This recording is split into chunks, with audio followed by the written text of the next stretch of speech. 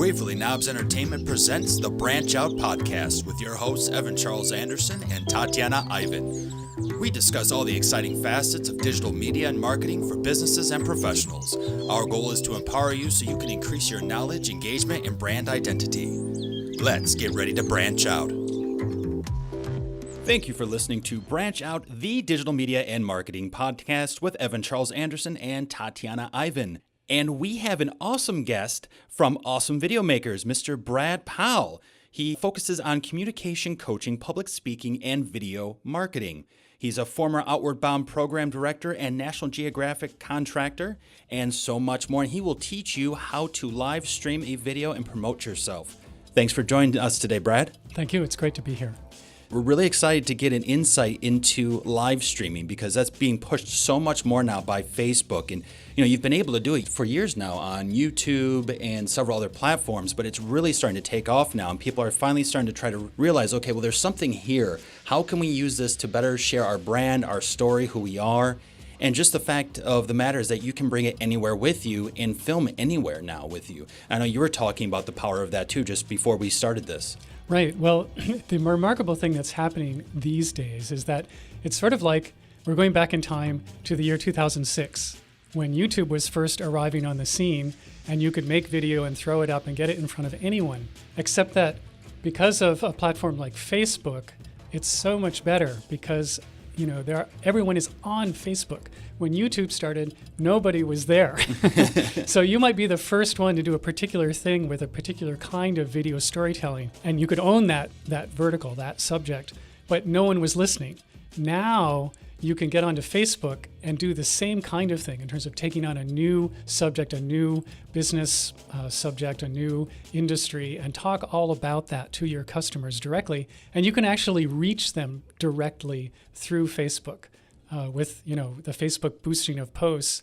It's very easy and very inexpensive to put whatever it is that you're talking about directly in front of the exact people who you'd like to be speaking to. The other side, where it leaps ahead of what YouTube has been doing, is that live video allows you to engage and have a conversation. And this is so powerful. People can talk to you, they can respond, they can ask you questions in real time. And it's great. I mean, anything, you can go where your audience and where your customers lead you. And the most important part of all of this is to be looking for, well, what are they wanting to know? What are they wanting to learn from me? And show them and teach them those kinds of things. That's a great point. And what I really like too is the fact of, we're talking about engagement and the sense of community that kind of forms from these conversations.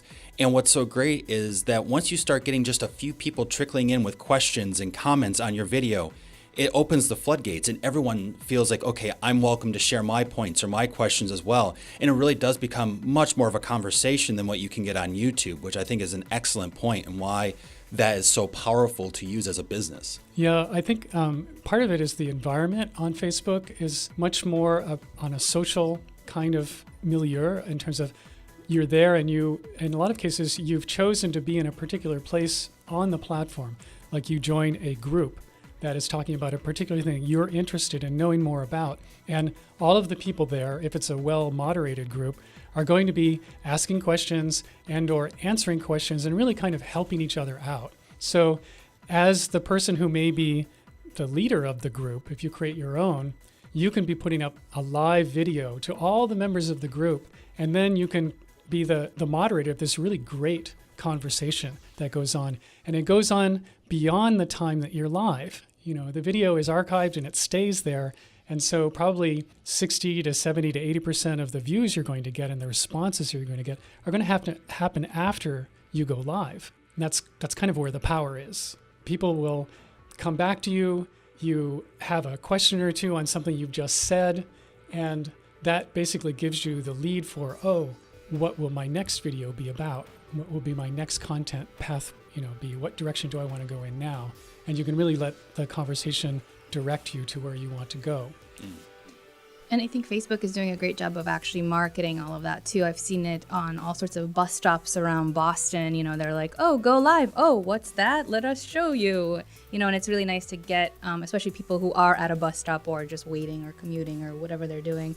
get them involved and engaged and get them to see the power of live streaming, even when they're not thinking about it in the terms of a company or a product or something like that. Yeah, there's a couple of things I'll say there. One thing that Facebook is doing that's very positive at the moment is that they're giving video, especially live video, a lot more visibility. You may remember back when Facebook had just changed its name from The Facebook, and you could join and you could, have a bunch of friends and you could make a post and all of your friends would see it. That actually used to happen. Or you could create a page and all these people would like your page and you could actually send them a message and they would get it. This used to be true. Now, if you make a post, about 2 or 3% of the people who are following you will see that post. It's not that visible. However, with a video, particularly if it's a video on a business page or a video in a group, all of the people who are members of that particular page, they'll get a notification that you're going live and it'll be in their feed. And it's very similar to the way it used to be, in that your visibility is hugely increased. And then, of course, if a couple of the people who you're reaching share your video, it keeps on snowballing like that. So I've seen clients that I've worked with getting 10,000 views on a single video, which is phenomenal, really, for someone who has a small, a business page with just, maybe 1,000 followers. And then all of a sudden this thing gets shared a few times and they're getting an exponential reach. And this is all organic sharing. And now, of course, you haven't always been this live streaming guru. We're talking about how Facebook has evolved and YouTube has evolved and so forth in live streaming. But can you tell the listeners a little bit about your story, about your journey from where you began to how you got here now? Sure. Well, one side of what I can say there is that I'm a serial entrepreneur, and it was really nonlinear. My first business was in the field of outdoor education, and I was running an outdoor program. It was based on the water. I was taking young people out and showing them sort of what it's like to be in the Pacific Northwest and bonding with the outdoor world and learning how to care for it. And after doing that for a number of years, the big gorilla in that field, Outward Bound, got interested in what I was doing. And they sort of came along and said, we'd like you to do that for us. And I became a contractor for them initially, and then they eventually bought me out and made me the full-time director of this new program that I had created for them. All during those years, even though I was an outdoor educator, an experiential educator, I also was an image maker, and I was taking both video and still photographs for the Outward Bound catalog. And in fact, I actually worked for a reality TV program that came in and did a whole series of episodes on the Outward Bound program that I was running, which was a really cool thing to be part of. And when I left all of that, I just completely changed, what I wanted to do. And I started my second enterprise, which was a music business. And in this case, I was traveling around the world looking for world music, looking for international artists who were very well known and famous from the countries where they lived, but were probably completely unknown and unheard of here in the United States and in North America. So what I was doing was I was producing both audio and video content and live performance and doing interviews with these artists, and then licensing that to media companies back here in the States who were interested in putting that into their programming.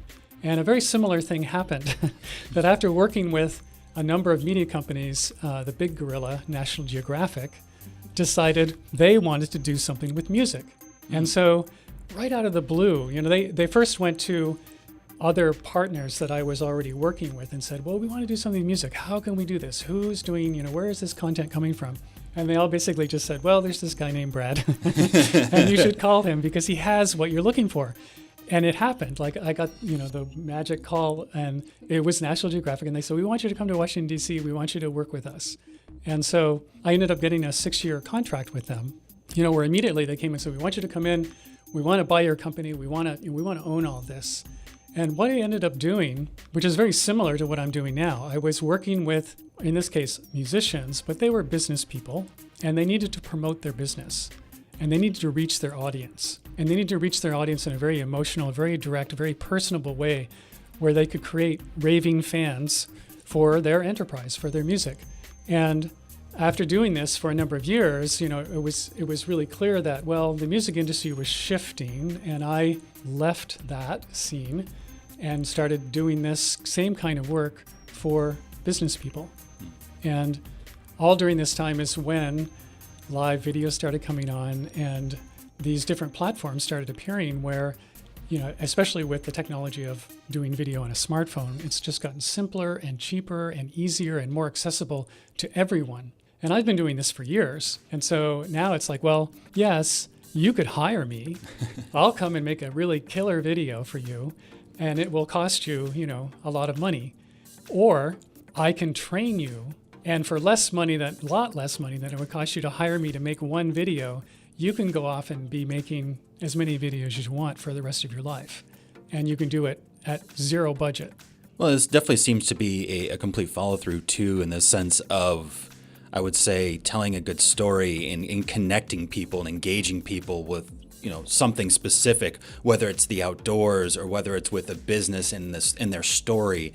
Like, you seem to have this huge just amount of experience in just engagement and getting people to see things that they might not have already have seen before, which I think is fantastic. And that's a great story within itself, too.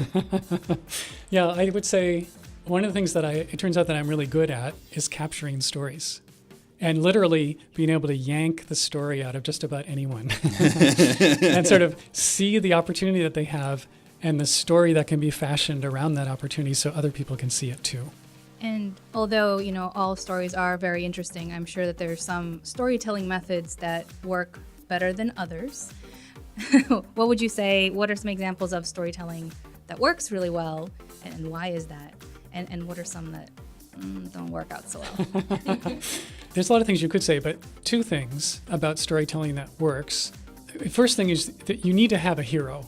Every story needs a hero, and this is every good story. Every good story has a hero that people can relate to on one way or another. Now, you may have an anti-hero that you really hate, but it's still the hero. It's still this person who, if you want to fight against the hero, that's a connection of one kind or another. So you want to have a hero, and then where this works from a business perspective is that if you're the one telling the story, you want the hero to be your customer. You don't want yourself to be the hero. And this is a big mistake. This is where storytelling doesn't work, is that people tell a story and they make themselves the hero. And what happens there is people go, "Whoa, that's a really cool story. Awesome. You had a really cool thing happen there. Great." And they walk away and they think it may be really good for you, but they have nothing to do about whether or not it's good for them. And so there's a big loss of connection between your story and them. They didn't connect to it. But if you tell a story where they're the hero and you're the guide, then you've got something. And you sort of imagine okay, so Star Wars, and these are like archetypal elements of really good storytelling. And when you shift that into how do I tell a good business story, you want to create a heroic quest that your customer can connect to and imagine themselves doing, and you want to be the guide to show them the force, the power of the force that they need to succeed in this quest. And the other element that I'm going to mention is that in all of that, there has to be some kind of emotional content. And this is terrifically important. If you don't have this, it won't work at all. We're evolved in our brains, and this has to do with real brain science here. Our minds work in a place where when we see conflict and we see challenge and we see a hero in a story go through some kind of challenge and they have an emotional experience with confronting that challenge, whether they succeed or fail, when we are in that story in our minds, we literally experience the same emotion. It's the same emotion. We feel the same thing that the hero in the story is feeling, even though we know that the hero is maybe not real. And that's where the power is. So if you're telling a story and you're dealing with all the statistics and the numbers and the facts and the figures and the stuff that's really didactic and straight about this is the truth, no one will connect with that. No one will even remember any of that. But if you tell a good story and there's an emotional content where people are literally feeling the same emotion as the hero that is in the story, the character of the story, they'll get it. They'll get it and they'll remember it. And they'll literally have that experience. And where this goes, that's really the most important part of it, is that when you're dealing in your business, you're there, every business is here to solve a problem. The people who have the problem is usually they're in a chronic situation. They have a chronic pain point. And the interesting thing about that is they're usually resigned to living with that chronic pain point, whatever that is. They've gone through their thing. They've tried a bunch of stuff. It didn't work that well. They're still kind of bumping along, and they have this thing that bothers them, but they're resigned. They no longer believe that they can actually solve this problem to the degree that they would like to. They say, oh, we just have to live like this. This is our lot in life. So if you come in and you tell this really killer story and you show them and give them the emotional experience of solving that problem, of actually feeling like, oh, this problem can be solved. I can feel it. That's so powerful. That's where, your story wins completely. And you want to do that often.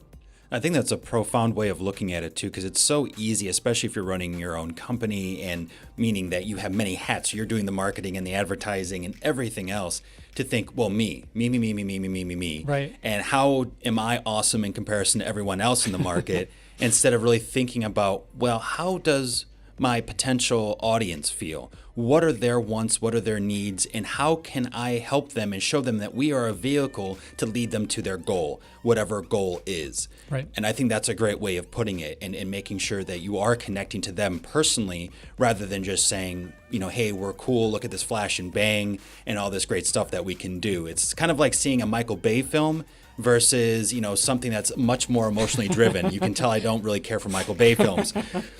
But, it's like, if you want the explosions, that's great. But if you want really strong character development, you probably should look somewhere else. Right, exactly. Yeah. And this is where live video in particular, but live video becomes so relevant today. We can all do this.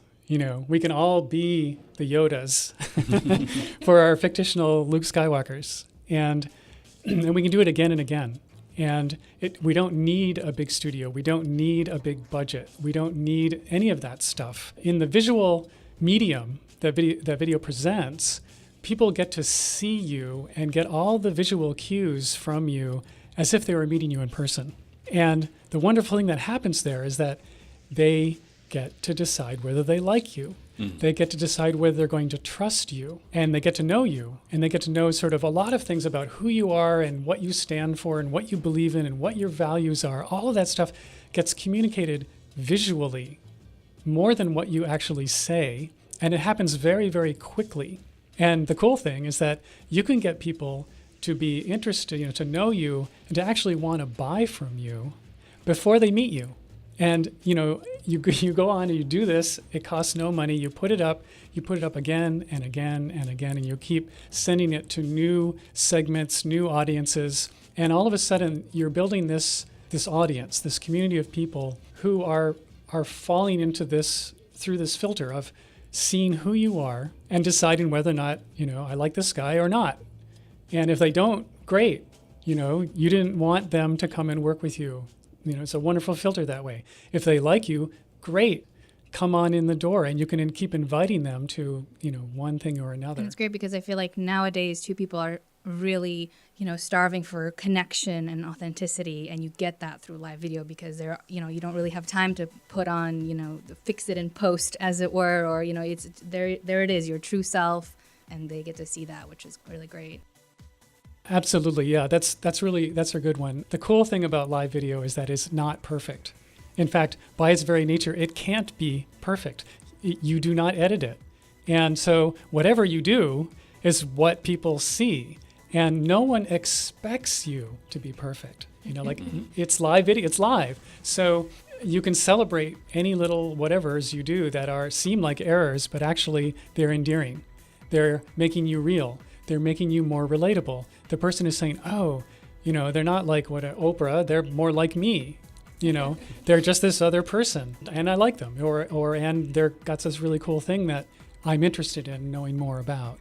Now, I'll probably get a lot of angry listeners for this one, but I feel like that's the reason why I don't like Superman. I know that sounds weird, he comes off as super perfect, right? He's Superman. He can do everything. And that fact is it makes it very hard to connect with him on an emotional level. Whereas I feel there's a ton of people out there that love Batman because he's human. Now, he has a lot of money, which is always nice, and that helps. But in the end, though, it's a person facing real life in a way, maybe a little bit more fantastical than real life, but situations. And you don't know how it'll turn out. Will he come back alive? Will he not? What will happen in the end? Whereas with Superman, it's kind of like, oh, well, he can jump tall buildings with a single bound and all this other stuff. So he's fine. He's got this. Let's go and take a break. And his hair is perfectly coiffed no matter what. Like if he just flew around the earth, he looks perfect. It's like, what?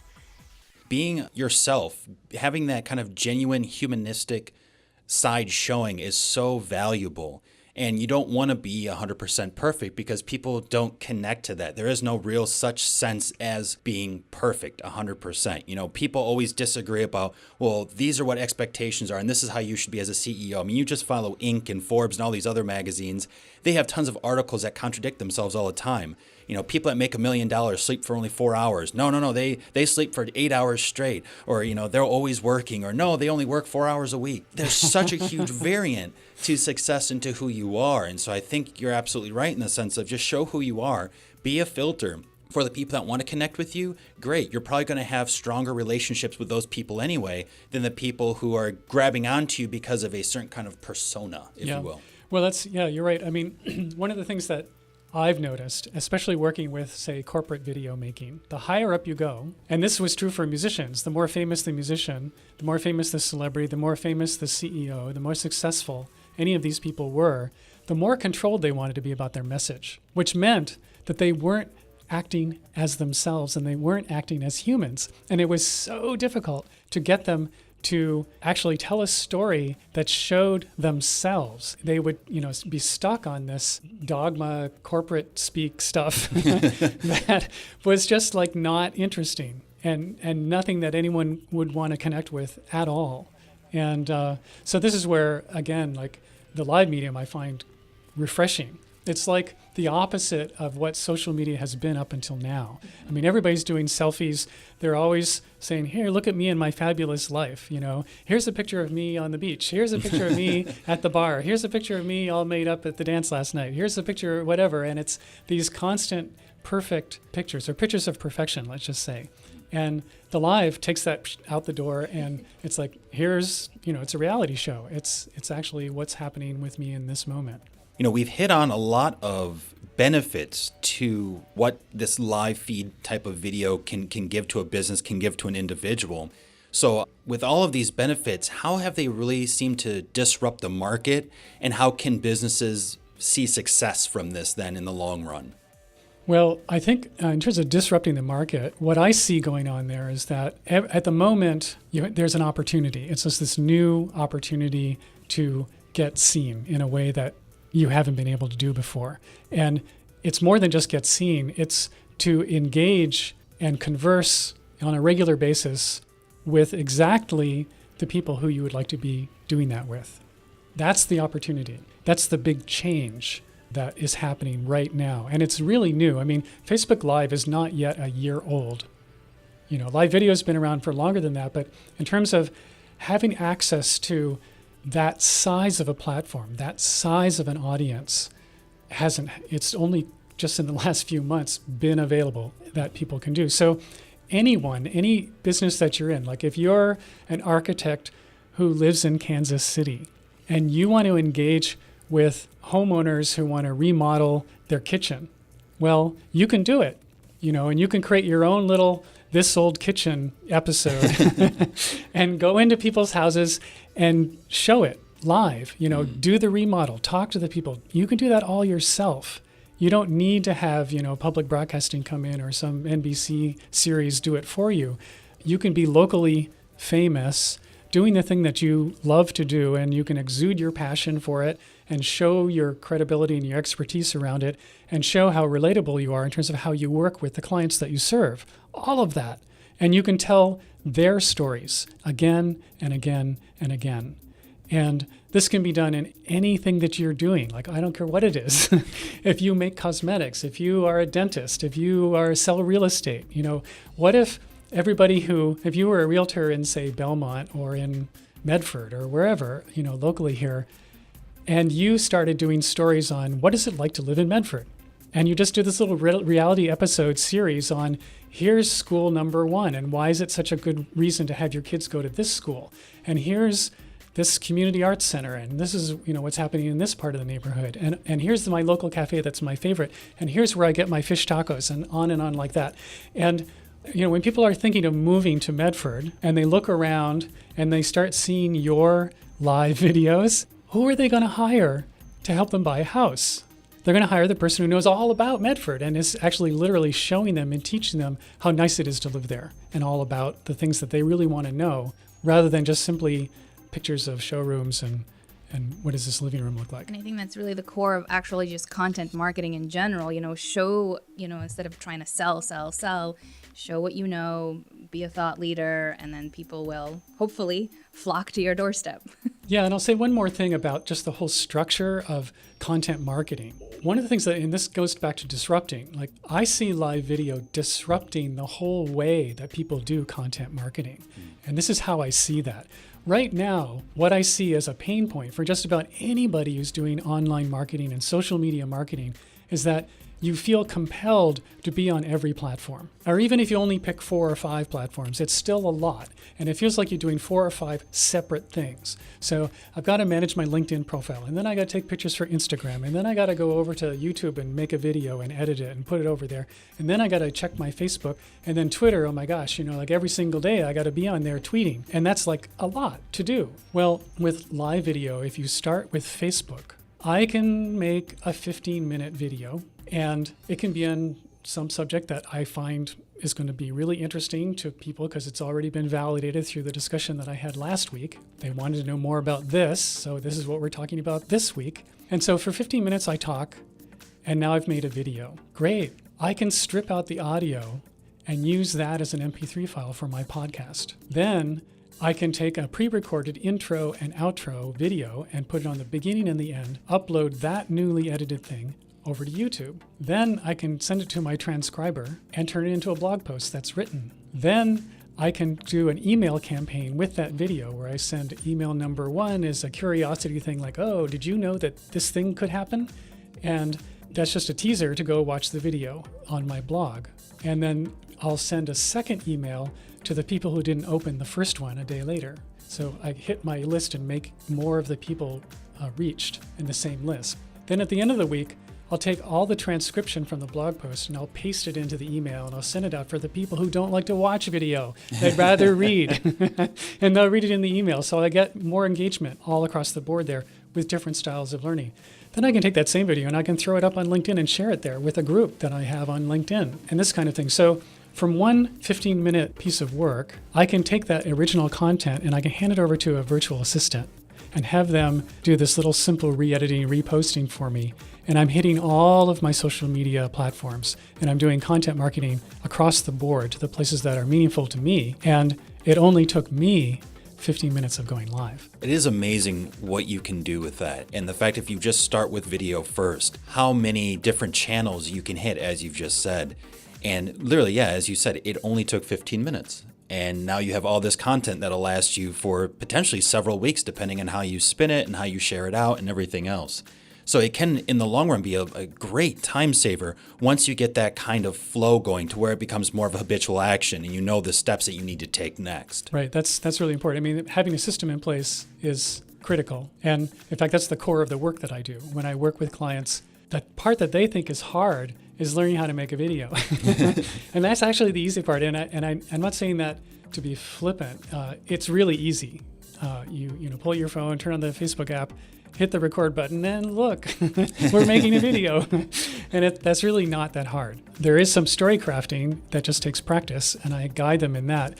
But the real work is in developing a strategy and a system for doing all this content marketing and how that gets distributed to a wider and wider audience. Speaking of some of the non-linear trajectory that you've had to the present to where you are now, you are also a public speaker in addition to doing live video and video marketing.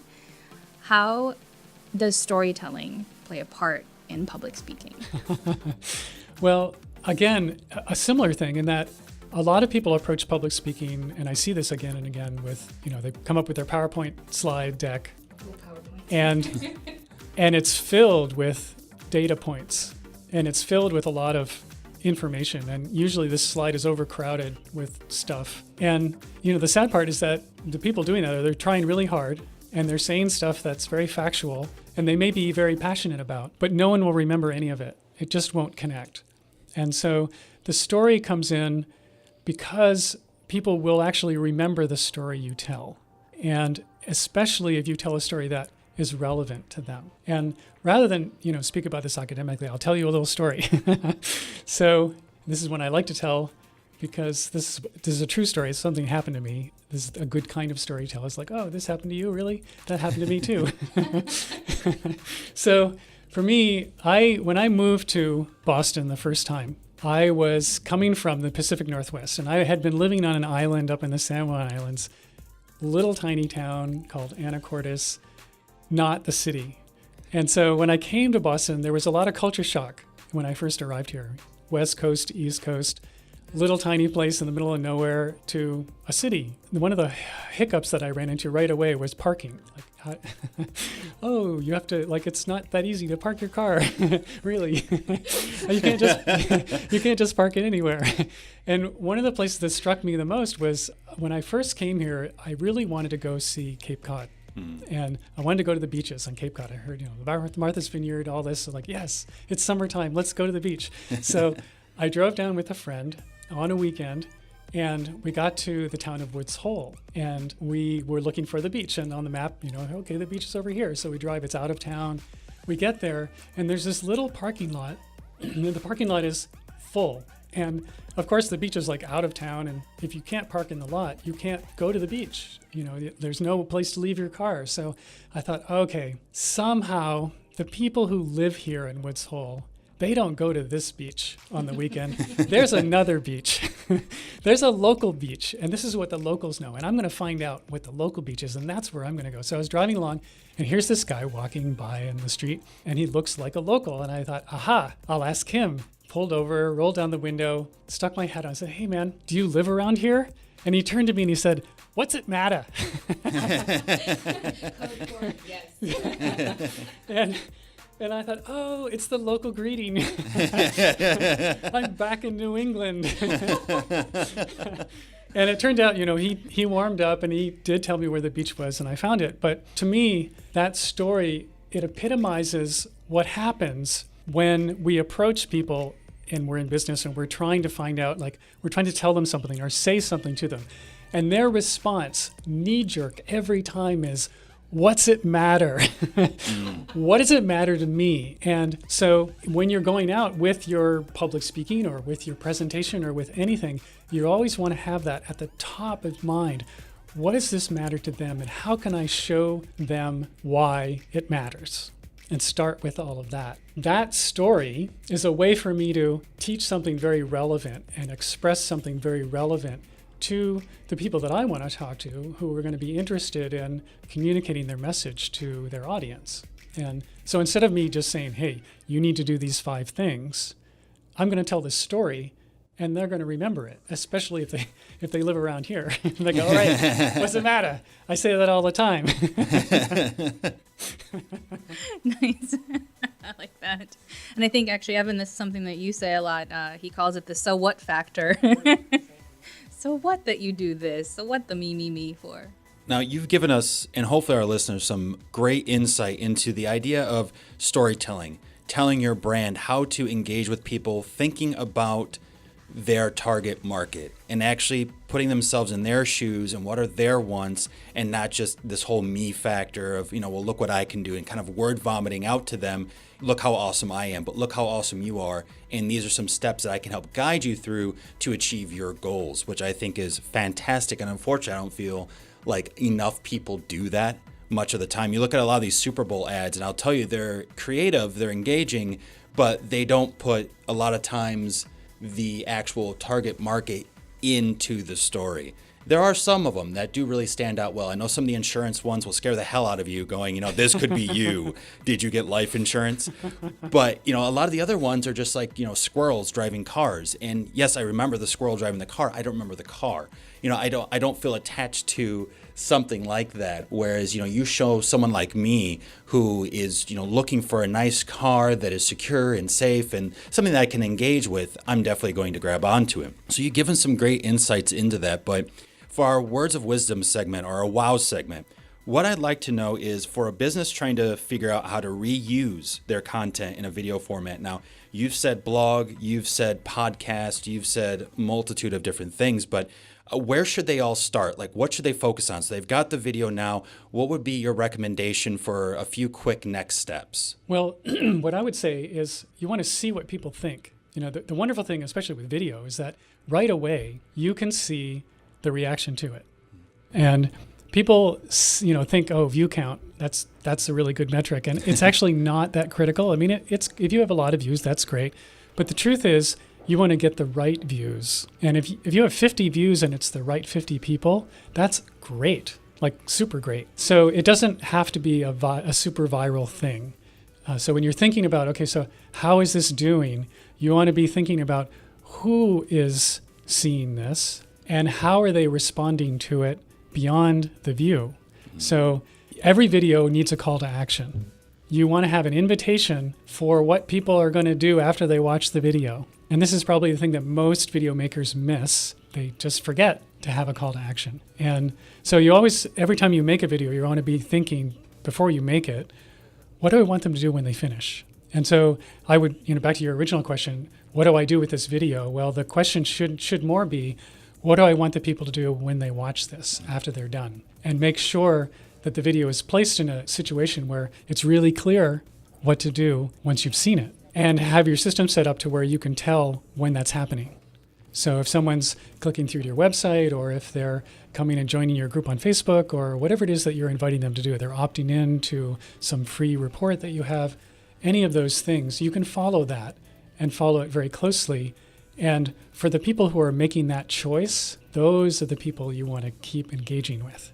And you want to keep asking them questions like, oh, we're glad you're here. What's your most challenging thing about this thing that we were talking about in the video? What's it for you? And get them more engaged in that so you carry them further.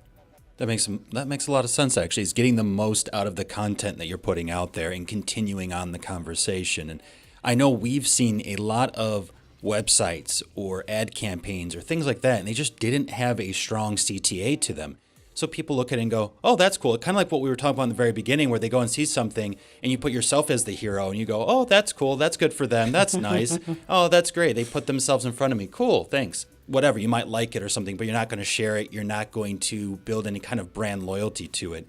But as soon as you start connecting to the audience and you say, hey, I'm talking right straight to you, do this, sign up, click, share, subscribe, whatever it may be, having something like that in the video, I think, definitely really hits home, and you start seeing more success out of your video in this case, in your content overall. Absolutely, yeah. And it's really critical that you're always offering something of value that is serving them really well, like serving them in a way that they're going, oh, okay, yeah, this, I really do want this. I really want to follow this path.